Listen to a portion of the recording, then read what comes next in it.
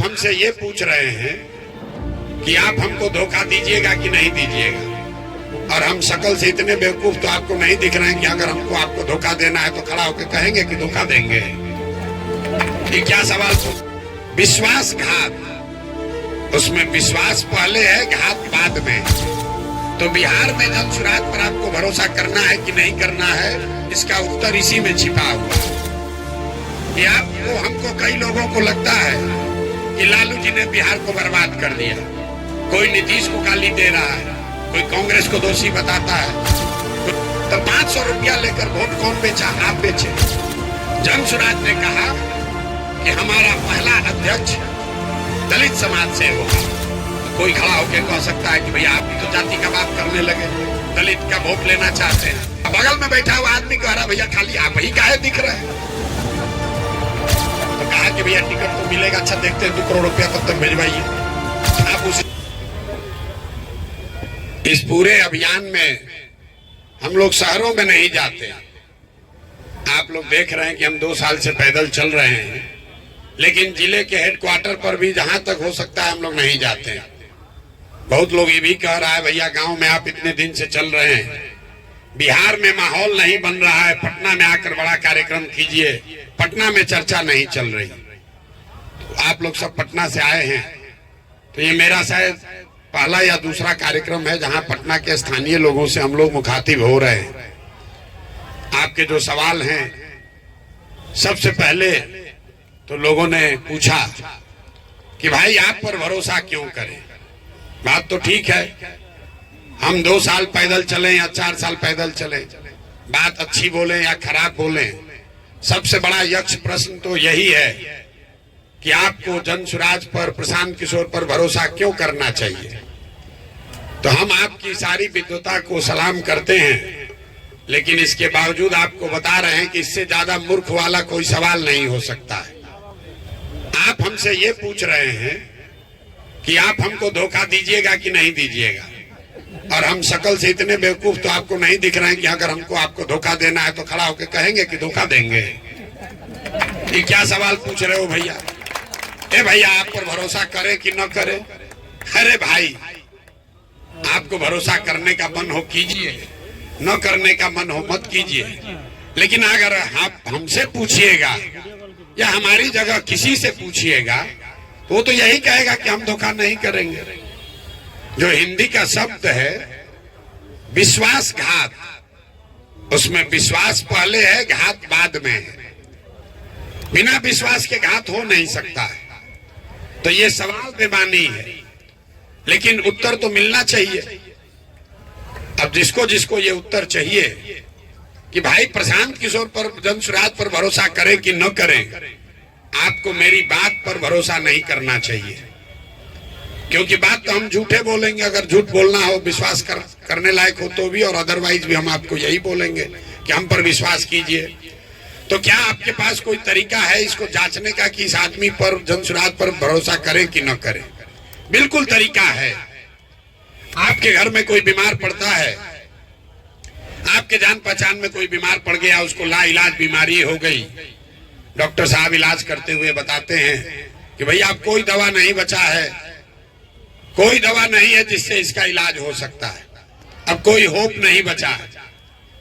फिर एक दिन अचानक से डॉक्टर साहब ने आपको बुलाया और ये कहा कि आपको बोले थे कोई दवा तो बचा नहीं है, लेकिन एक नया दवा आया है, लेकिन अभी ट्रायल में चल रहा है दवा। संभावना है कि अगर आप अनुमति दे दें, अगर आप चाहते हैं तो हम ये ट्राई करके देखते हैं। 50% संभावना है कि आपके घर के व्यक्ति की जो इलाज की स्थिति है वो बेहतर हो जाए, लेकिन यह भी संभव है कि दवा देने के बाद भी कोई फायदा न हो। तो जितने लोग आप यहाँ प्रबुद्ध लोग, समझदार लोग, पढ़े लिखे लोग बैठे हैं, आपका निर्णय क्या होगा? एक दवा जो पहले से एक्सपायर है, जिसको आपको मालूम है कि इसका काम नहीं होने वाला है, और दूसरी दवा है जिसमें शायद 50% संभावना है कि शायद इसका काम हो जाए। तो बिहार में जनसुराज पर आपको भरोसा करना है कि नहीं करना है, इसका उत्तर इसी में छिपा हुआ है। जो लोग पहले से यहाँ दल चला रहे हैं, जो व्यवस्था बनी हुई है, वो सब पहले से एक्सपायर है। आप उसको देख लिए, जांच लिए, परख लिए, जान गए कि तो इससे तो सुधार होने वाला नहीं है। ये हम नहीं कह रहे हैं, ये बिहार के आंकड़े बता रहे हैं। ये आपको, हमको, कई लोगों को लगता है कि लालू जी ने बिहार को बर्बाद कर दिया। कोई नीतीश को गाली दे रहा है, कोई कांग्रेस को दोषी बताता है, कोई मोदी जी को दोष दे रहा है। आंकड़ों को अगर आप देखिएगा दलगत राजनीति से, विचारधारा से ऊपर उठकर, तो आपको, हमको पता चलेगा कि 1990 में जब लालू जी मुख्यमंत्री बने, उस समय भी देश का सबसे गरीब और पिछड़ा राज्य था बिहार। 2004-5 में जब नीतीश बाबू मुख्यमंत्री बने, तो भी देश का सबसे गरीब, पिछड़ा, निरक्षर, भुखमरी वाला राज्य था बिहार।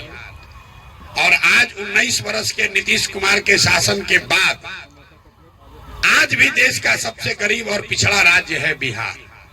तो इसका मतलब है कि जितना लोग बिहार चलाए, जिसमें हमारे जैसे लोग भी शामिल हैं 1-2 साल के लिए, हम लोग के सारे प्रयास के बावजूद ये बिहार की जो बीमारी है वो दूर नहीं हुई। सब दवा करके आप देख लिए, आपने कांग्रेस को जिताया, उसके बाद लालू जी को बनाए, उनका सामाजिक न्याय भी देख लिया, नीतीश कुमार का न्याय संघ विकास भी देख लिया, मोदी जी का भाषण भी सुन लिए, उनका भी जादू देख लिए, बिहार का दशा नहीं सुधरा। तो अब या आपके पास 2 ही विकल्प है, या तो जो दवा फेल हो चुकी है, एक्सपायर हो चुकी है, उसी को खाते रहिए, या फिर कोई नई दवा आई है जिसका नाम है जनसुराज, जिसमें शायद 50% संभावना है कि कुछ सुधर जाए। तब तय आपको करना है कि 50% संभावना वाला दवा लेना है कि एक्सपायरी दवा खाना है। तो आगे से ये सवाल पूछने का मतलब नहीं है कि भैया आप पर भरोसा कैसे करें। तो भरोसा भैया हम पर नहीं करना है, भरोसा इस बात पर करना है कि यहाँ पर पहले से जो व्यवस्था है वो बिल्कुल एक्सपायर व्यवस्था है। जो व्यवस्था आएगी इससे बढ़िया ही आएगी, इससे खराब कुछ नहीं हो सकता है। अब 28 से नीचे हम लोग कहाँ जाएंगे, 35 पर थोड़े ना जाएंगे, 28 को राज्य है, इससे ज्यादा खराब कुछ नहीं हो सकता है। इसलिए जनसुराज की ओर आपको देखना चाहिए। किसी ने कहा कि भैया आपके नाम पर भरोसा है, जब आप जिम्मेवारी नहीं लेंगे तो इसका कौन जवाबदेही लेगा कि कल जनसुराज आ गया, काम नहीं हुआ तो। उसी के साथ पीछे कोई खड़ा होकर कहा कि आप ही खाली दिख रहे हैं, दूसरा कोई दिख ही नहीं रहा है। देखिए समाज, अगर आपने अपना जगह छोड़ दिया तो भी आदमी शिकायत कर रहा है कि हम तो आपको देख कर आए थे, आप काहे पीछे हट रहे हैं। अब बगल में बैठा हुआ आदमी कह रहा भैया खाली आप ही काहे दिख रहे हैं। ये देखिए समाज की दुर्दशा। आप दाएं चलिए कि बाएं चलिए, किसी भी तरीके से आपको नहीं मानना है। दोनों ही बात में, दोनों सवाल तो जायज है। आपने कहा कि आप ही को इसके सामने रहना चाहिए। हम बिहार के एकमात्र अकेले काबिल आदमी नहीं है, हम बिहार के अकेले काबिल आदमी नहीं है, बिहार में सैकड़ों आदमी हमसे ज्यादा काबिल है। कभी कभी भाग्य है, समय है कि मुझे वो रास्ता, वो अपॉर्चुनिटी मिल गई तो हम आपको काबिल दिख रहे हैं। महात्मा गांधी जैसा बड़ा लीडर इस धरती पर, गांधी से बड़ा कोई लीडर पैदा नहीं हुआ। महात्मा गांधी जैसे लीडर अपने पूरे जीवन काल में कांग्रेस का अध्यक्ष सिर्फ एक ही बार रहे, एक ही बार कांग्रेस का अध्यक्ष रहे। इसका मतलब ये नहीं है कि जब वो अध्यक्ष नहीं थे तो देश के राजनीति पर आजादी से पहले लड़ाई में या उस समय की कांग्रेस में गांधी की सोच का, उनके विचारों का, उनके कार्यक्रमों का प्रभाव नहीं था। मेरा जनसुराज में प्रभाव रहे, इसके लिए हमको पद पर बैठना जरूरी नहीं है। जरूरत इस बात की है कि बिहार के समाज में ये चेतना आए कि काबिलियत के आधार पर नेतृत्व का चुनाव हो। किसी महिला ने पीछे से पूछा, आधा अंग्रेजी आधा हिंदी में, कि भैया आप तो जाति का बात कर रहे हैं, महिला एम्पावरमेंट की बात कर रहे हैं। 40 महिला अगर जीत के चली जाएगी उससे क्या फायदा होगा। अगर 40 महिला के जीत के जाने से फायदा नहीं होगा तो महिला से चूल्हा चक्की कराने से तो फायदा होगा नहीं।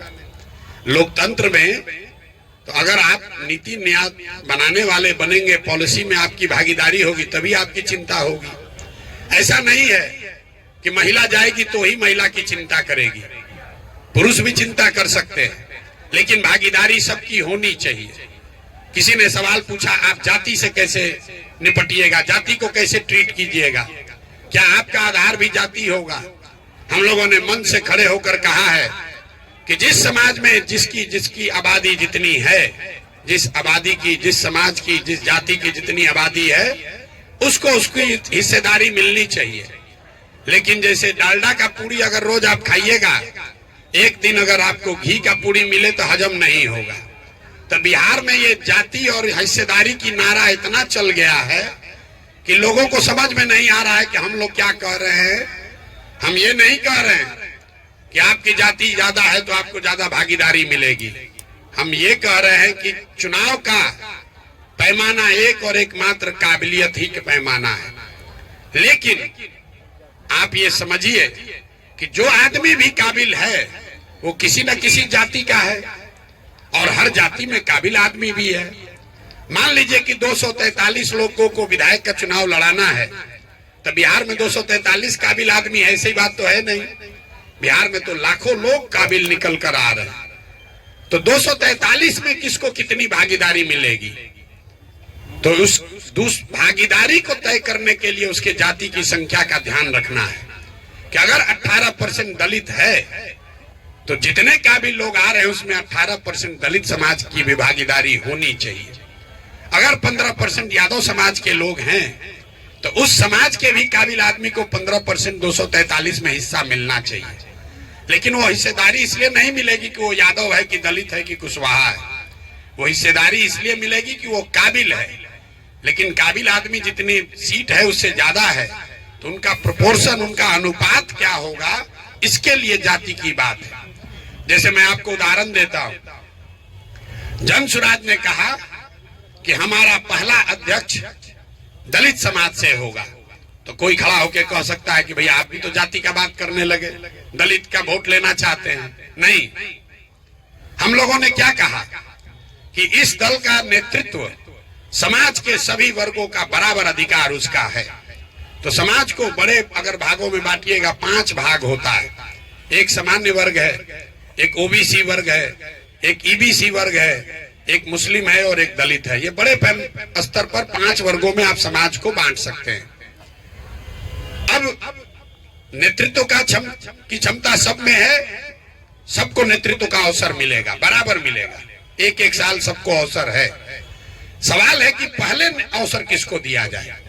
तो अगर आप पिता हैं और अपने घर में संपत्ति का बंटवारा कर रहे हैं, आपके 5 बच्चे हैं, 5 को संपत्ति का बंटवारा कीजिएगा, 5 को बराबर ही दीजिएगा। लेकिन अगर उसमें एक बच्चा कोई विकलांग है, दिव्यांग है, तो आप ये सोचते हैं कि भाई 4 को पैसा दे देता हूं और जिस घर में रहता हूं ये अपने दिव्यांग बच्चे को दे दूं, क्योंकि अगर इसको पैसा दे भी दिया तो इसको बनाने में तकलीफ आएगी। तो हमने लोगों के, समाज के सामने ये बात रखी कि भाई मिलना सबको बराबर है, लेकिन सबसे पहले किसको मिलना चाहिए।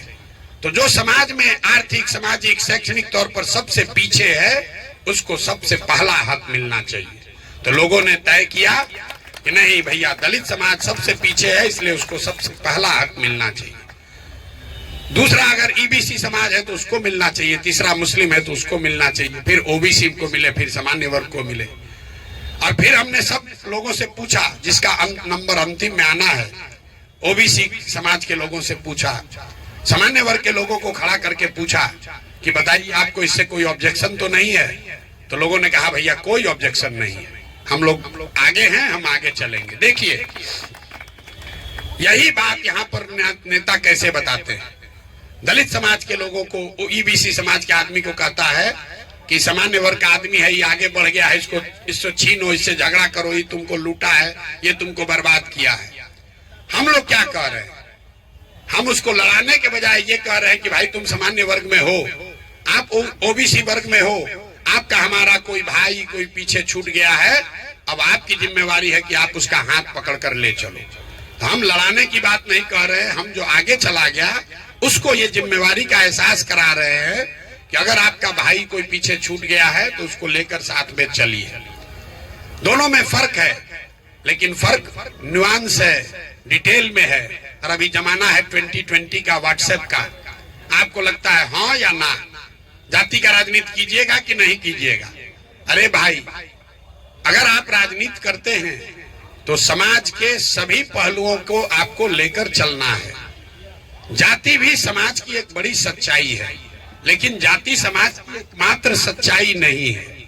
अगर आप राजनीति कर रहे हैं तो जैसे आपको समाज की गरीबी को समझना है, समाज के विश्वास को, आस्था को समझना है, वैसे ही समाज के जाति को भी आपको समझना है। लेकिन जाति को समझकर राजनीतिक समायोजन करना और जाति की राजनीति करना, दोनों में जमीन आसमान का फर्क है। समझ आपको जरूर होनी चाहिए। जिसकी जो भागीदारी बनती है वो आपको देना बनता है, लेकिन इसके लिए आपको जातियों में आपस में विद्वेष फैलाने की जरूरत नहीं है, आपस में उसको लड़ाने की जरूरत नहीं है। बिहार में पिछले 30 वर्ष में जातियों को हिस्सेदारी, भागीदारी नहीं दी गई, उनकी चिंता नहीं की गई, उनको आपस में लड़ाया गया। जैसे यहाँ देख लीजिए, जितने बहुत यहाँ पर युवा साथी आए हैं, सरकारी नौकरियों का अलग क्रेज है बिहार में। जिसको देखिए वो खुद सरकारी नौकर बनना चाहता है, अपने बच्चे को सरकारी नौकरी दिलाना चाहता है। लोग दावा कर रहे हैं कि 10 लाख नौकरी दे देंगे, कोई कहता है हम नौकरी में 50% रिजर्वेशन दे देंगे, कोई कह रहा है हम 70 कर देंगे।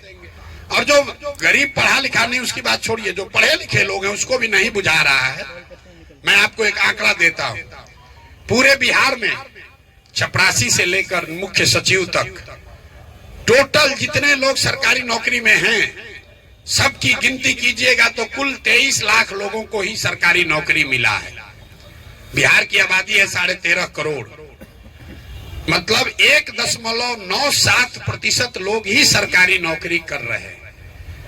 98% को ना सरकारी नौकरी मिला है ना आगे मिलेगा। लेकिन 13 करोड़ लोग को बेवकूफ बनाकर सरकारी नौकरी का गाजर ऐसे लटका दिया और आप लोग उसी में लगे हुए हैं, सारे लोग, हम लोग, कि किसको पहले मिल जाए। उसी में लड़के ट्यूशन कर रहे हैं, उसी में रिजर्वेशन के लिए आंदोलन चल रहा है, उसी में कोई अपना सर्विस कंडीशन बनाने के लिए लड़ रहा है। भैया, अगर सब आपको रिजर्वेशन मिल भी जाए तो भी 23 ही लाख तो हुआ, 98% आदमी को तो कोई फायदा होना ही नहीं है। ये यहाँ की परेशानी है। जब तक आप चीजों को समझेंगे नहीं, जब तक जो समझ रहे हैं उस पर अमल नहीं करेंगे, तब तक सुधार नहीं संभव है। हम 2 बरस से चल रहे हैं, उससे सुधार नहीं होगा। लोगों की चेतना यहाँ दब गई है, मरी नहीं है, दब गई है। अगर मर गई होती तो कोई, हम पैदल चल रहे होते, कोई आता ही नहीं। एक लड़का यहाँ खड़ा होके कह रहा है, लंबा चौड़ा भाषण दिया, भ्रष्टाचार रोकिए, भ्रष्टाचार रोकिएगा तो बिहार का कल्याण हो जाएगा। मेरे भाई, हम तो दुनिया भर घूमे हैं, शायद ही कोई ऐसा देश मिला जहां भ्रष्टाचार नहीं है। कर्नाटक में भ्रष्टाचार नहीं है, केरल में, तमिलनाडु में भ्रष्टाचार नहीं है, अमेरिका में भ्रष्टाचार नहीं है। भ्रष्टाचार से ही आप गरीब हैं ऐसी बात नहीं है। और यहाँ भ्रष्टाचार क्यों है? गांव में जाकर हम लोग जब जाते हैं, लोग हल्ला करता है, भैया मुखिया जी बड़ा चोरी कर रहा है, ए भैया हमको तो राशन कार्ड में 2-2.5 हजार रुपया घूस लगता है, ए भैया हमको इंदिरा आवास में 20-25 हजार रुपया लग रहा है। आप लोग का भी गांव देहात से संपर्क होगा, आपको पता होगा दाखिल खारिज कराने में 20,000-25 हजार रुपया घूस लग रहा है। तो जब गांव में सुनते सुनते हम लोग थक जाते हैं तो उसको बताते हैं कि अच्छा ये बताइए, पिछले बार 2 वर्ष पहले जब मुखिया का चुनाव हुआ तब 500 रुपया लेकर वोट कौन बेचा? आप बेचे। जात के नाम पर मुर्गा भात खाकर वोट कौन दिया? आप दिए। 2 पाउच पर वोट का सौदा कौन किया? आपने किया। और जो जितना बड़ा पैसा बेचा है, वोट बेचा है, वो सबसे पहले गांव में हल्ला करता है कि भैया बिहार में भ्रष्टाचार बहुत है, भ्रष्टाचार खत्म कीजिए। तो हम लोग गांव में कहते हैं भैया 500 रुपया लेके वोट दोगे तो तुम्हारा मुखिया विधायक चोर नहीं होगा तो हरिश्चंद्र होगा। बिहार के आदमी का इतना दुर्दशा है कि उसको चोरी भी नहीं करने आ रहा। 500 रुपया में अपना वोट बेचोगे, जात के नाम पर मुर्गा भात खा के वोट दीजिएगा और फिर सोचिएगा कि विधायक जी काम बढ़िया नहीं कर रहे हैं। कैसे संभव है? वो अपना गेहूं बेच के थोड़े ना आपको पैसा दे रहा है। जो लोग पैसा ले रहे हैं अपने आप को बहुत चालाक समझ रहे हैं। वो ना समझ रहे हैं कि समाज में उनसे ज्यादा जो चालाक है वही तो नेता है। 500 रुपया दिया, 5,000 रुपया का आपसे उपाय कर लिया। राजनीति जो है वो समाज का आईना है। समाज में अगर जाति है तो राजनीति में भी जाति होगी, समाज में भ्रष्टाचार है तो जाति में भी राजनीति में भी भ्रष्टाचार होगा। लेकिन बिहार में लोगों की सोच ये है कि हम चोरी करते रहे, हमको आरक्षण मिल जाए, हम जाति का उन्माद फैलाते रहे और पूरा बिहार सुधर जाए, फिर हम आकर मजा मारेंगे। कैसे सुधरेगा रे भाई? हम 5300 से ज्यादा गांव में पैदल गए हैं, गांव में ही रहते हैं, वहीं सोते हैं, वहां का एक अनुभव आपसे साझा कर रहे हैं और अभी आपको दिखेगा, आपकी स्थिति का भी आपको ज्ञान होगा। 5300 गांव में हम अपनी भाषण की शुरुआत में पहले कहते हैं, सब सुनने के बाद ये बताइए कि आपके गांव पंचायत में सारी समस्या को छोड़ दीजिए, कम से कम आपके बच्चों के लिए पढ़ाई रोजगार होना चाहिए कि नहीं होना चाहिए? आपको मैं बता रहा हूं 5300 गांव में 100% लोग, चाहे वो किसी जाति के हैं, धर्म के हैं, पढ़े लिखे हैं, अनपढ़ हैं, महिला पुरुष, गरीब अमीर, सब आदमी 100% हाथ उठाकर कहता है कि नहीं भैया इतना तो होना ही चाहिए, रोजगार पढ़ाई काहे नहीं होना चाहिए, तो होना ही चाहिए। उसको नहीं मालूम है कि दूसरा सवाल क्या है। दूसरा सवाल पूछते हैं कि अच्छा आप सब लोग अपने अपने बच्चों के सर पर हाथ रखो और रख कर बताओ कि तुमने अपने बच्चों के पढ़ाई रोजगार के लिए वोट दिया है कि नहीं दिया है। आज तक 5300 गांव में एक आदमी भी नहीं मिला, एक आदमी भी नहीं मिला जिसने कहा कि हम भैया अपने बच्चों के पढ़ाई रोजगार के लिए वोट दिए हैं। हम आपको बेइज्जत नहीं करना चाहते हाथ उठवा के, बड़ा लज्जा होगा, लेकिन आप भी ना उठा पाओगे क्योंकि आपने भी अपने बच्चों के पढ़ाई रोजगार के लिए वोट नहीं दिया है।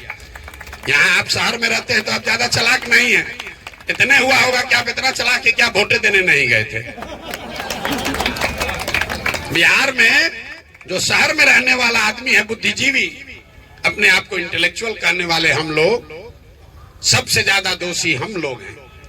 बिहार की दुर्दशा का मुख्य कारण आपके हमारे जैसे लोगों के लिए प्लेटो ने बहुत अच्छी बात, ग्रीस के बहुत बड़े दार्शनिक थे प्लेटो, उन्होंने एक बहुत अच्छी बात बताई, if you do not participate in democracy be ready to be ruled by your inferiors. अगर आप सामाजिक राजनीतिक जीवन में कोई सरोकार नहीं रखेंगे तो इस बात के लिए तैयार रहिए कि कोई मूर्ख आदमी राजा बनकर आप पर शासन करेगा। तो बिहार का अपने आप को बुद्धिजीवी कहने वाले आदमी का यही दुर्दशा है। पिछले 25-30 साल में या तो आपने अपने आप को राजनीति से अलग कर लिया या आपको व्यवस्था ने अलग कर दिया और अब आप सोच रहे हैं कि जो बालू माफिया शिक्षा का मंत्री है, जो शराब का माफिया वाला आदमी, शराब का धंधा करने वाला स्वास्थ्य मंत्री बन गया, उससे आप सोच रहे हैं कि बढ़िया स्वास्थ्य व्यवस्था बन जाए। अरे भाई, जब बालू माफिया है तो आपके बच्चों के लिए पढ़ाने का व्यवस्था करेगा कि बालू बेचवाने का उपाय करेगा? गलत चुनिएगा तो गलत ही होगा। अब यहाँ लोग मानेगा नहीं, कहेगा ना भैया हम लोग के पास तो विकल्प नहीं था। पीछे से किसी ने कहा कि विकल्प नहीं था। अरे भाई, बिहार में दशा ये है कि यहाँ कोई अच्छा आदमी खड़ा हो जाए, कोई अच्छा पढ़ा लिखा व्यक्ति खड़ा हो जाए तो यहाँ के समझदार प्रबुद्ध लोग अपने घर में बैठ के हंसते हैं, ए खड़ा हुए ही न चलेंगे बिहार में, ना चली हम। अरे इनका कोई पूछता, आदमी तो बढ़िया है लेकिन इसको वोट काहे देंगे? आपको मजा आता है, उस पर हंसी उड़ाते हैं। आपको लगता है कि इसको वोट देंगे तो हमारा वोट बर्बाद हो जाएगा, इससे बढ़िया तो भाजपा को दे देते हैं, आरजेडी को देते हैं। मेरे भाई, जितनी बार आपने किसी अच्छे व्यक्ति को वोट नहीं दिया, आपके एक वोट नहीं देने से आदमी जब हारा तो एक आदमी हारा, लेकिन 100 आदमी का हिम्मत, अच्छे आदमी का हिम्मत टूटा। वो राजनीति में अब नहीं आना चाहता है क्योंकि उसको लगता है भैया देखो खड़ा हुए थे प्रोफेसर साहब, उनका क्या दशा हुआ। आदमी उदाहरण देता है, ए भैया वो डॉक्टर साहब खड़ा हुए, देखिए उनको 300 वोट मिला। वो समाज के लिए जीने मरने वाले आदमी थे, खड़ा हुए, उनको 1500 वोट मिला। तो हमारी भूमिका क्या है? हमारी भूमिका कुम्हार की है। घड़ा कैसे बनता है?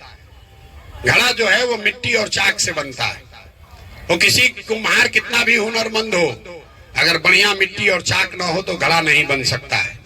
तो हमारी भूमिका बस इतनी ही है कि लोगों का जो विश्वास खत्म हो गया है कि बिहार में भी अच्छा आदमी चुनाव लड़के जीत सकता है, उस विश्वास को पैदा किया जाए। मान लीजिए कि कभी आपके जीवन में ये मन में आया बात कि भैया हम भी समाज के लिए कुछ करें, लड़े चुनाव, कुछ सुधार करें। आप घरे गए, पत्नी को बताया, पत्नी छूटते बोली पगला गए हो का भाई, अभी दुकानदारी छोड़ के नौकरी छोड़ के तुम राजनीति करोगे, बाल बच्चा अभी पढ़ना है, बेटी का ब्याह करना है, तुम राजनीति करने चल दिए। आपका आधा हौसला हो गया। फिर दो चार दोस्त मित्र से पूछे तो उसने कहा भाई कहाँ पढ़ रहे हो, सब चक्कर में ना लगेगा। फिर भी आप पढ़े हुए कि ना भाई हमको तो राजनीति करना ही है, कुछ सुधारना है। किसी को जुगाड़ किए, किसी नेता के पास गए तो कहा कि भैया टिकट तो मिलेगा, अच्छा देखते हैं 2 करोड़ रुपया तब तक भेजवाइए। आप उसी दिन लेकर भागिएगा अपना धोती कुर्ता के, भैया आप छोड़ो भैया, ठीक है कह रही थी पत्नी हमारे बस का नहीं है। लेकिन अभी आप जाकर कहिएगा कि भैया प्रशांत किशोर से मिले थे, जन स्वराज में गए, वो कह रहे हैं कि राजनीति में हम आएंगे, हम चुनाव अगर लड़ेंगे तो मुखिया बन सकते हैं, विधायक बन सकते हैं। तो पत्नी का अभी तो मन नहीं होगा, लेकिन कहेगी ना भैया अगर कह रहा है प्रशांत किशोर तो एक बार सोच सकते हो, देखो। फिर आपको पता चलेगा ना भाई यहाँ तो कोई पैसा नहीं लग रहा है, धक्का नहीं दे रहा है, चंदा नहीं मांग रहा है, तो आपका दोस्त मित्र भी कहेगा ना भाई बढ़िया आदमी है, आदमी तो ठीक है, अगर आपको मन है तो कोशिश कीजिए। फिर एक दिन आकर हमसे सेल्फी खिंचा लीजिएगा, फेसबुक पर डालिएगा, तो 4 आदमी लिखेगा कि भैया बढ़िया काम कर रहे हैं, आप तो ठीक जगह पहुंच गए। तब आपका हिम्मत बनेगा, लड़िएगा आप ही, जीतिएगा आप अपनी ताकत से। हमारी भूमिका बस इतनी है कि आपको निर्णय लेने में थोड़ी सी हम मदद कर रहे हैं। आप देखिएगा इसी बिहार में जहां लोग समझते हैं कि जाति नहीं है तो राजनीति नहीं होगा, पैसा नहीं है तो राजनीति नहीं होगा, बाहुबल नहीं है तो राजनीति नहीं होगा, इसी बिहार में लोग आ रहे हैं। आप जैसे लोग यहाँ शाम में आए हैं, इसलिए नहीं आए हैं कि हम कोई एमएलए विधायक हैं, इसलिए नहीं आए हैं कि हम आपकी कोई मदद करने आए हैं, क्योंकि जो मैंने आपको बात बताई, बिहार की लोगों की चेतना दब गई है, वो मरी नहीं है। आप चाहते हैं कि बिहार सुधरे, बिल्कुल चाहते हैं कि बिहार सुधरे, आपके पास अवसर नहीं मिल रहा था। और आपको 3 जो आपको भ्रम जो रोकता है राजनीति में आने से, वो मैं चाहता हूं दूर करना। फिर अगर आपका कोई सवाल होगा तो आपका जवाब देंगे। 3 जो सबसे बड़ी बात बिहार के लोगों को बताई जाती है कि अगर राजनीति करना है तो आपकी जाति का समीकरण होना चाहिए। दूसरा लोग बताते हैं कि आपके पास बाहुबल होना चाहिए। तीसरा लोगों को लगता है भैया पैसा बहुत होना चाहिए। ये तीनों बात पूरी तरीके से झूठ है, पूरी तरीके से झूठ फैलाया गया है। अभी आपको बता रहे हैं क्यों फैलाया गया है और अभी आपको दिखाएंगे भी, आपको समझ में आएगा। बिहार में पिछले 30 वर्ष में जितने लोग सांसद विधायक बने हैं, चाहे जिस दल से बना हो, राजद से, जदयू से, भाजपा से, कांग्रेस से, लेफ्ट से, जितने लोग सांसद विधायक बने, सबका सूची बनाइएगा तो आपको पता चलेगा कि 1250 परिवार के लोग ही यहाँ पर विधायक सांसद बने।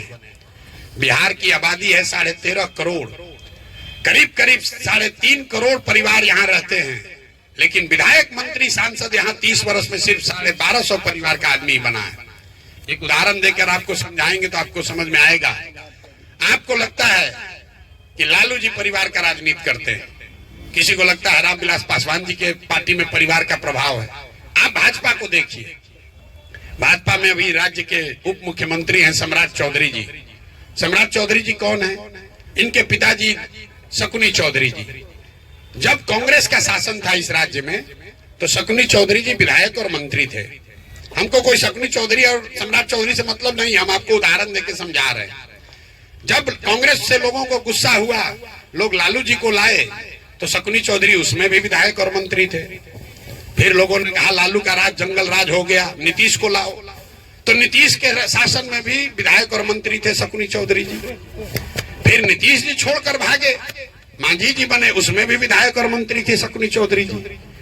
और आज अगर भाजपा का कुछ ताकत बन गया है तो उसको भी कोई टैलेंटेड समाज का, सामान्य परिवार का, कुशवाहा परिवार का कोई नहीं मिला, उसको भी शकुनी चौधरी का लड़का ही मिला। दल अलग अलग है। 30 वर्ष में आप समझ रहे हैं कि हम भाजपा हरा रहे हैं, लालू हरा रहे हैं, नीतीश ला रहे हैं, लेकिन परिवार वही है। तो आप पूरे बिहार में ये देखिएगा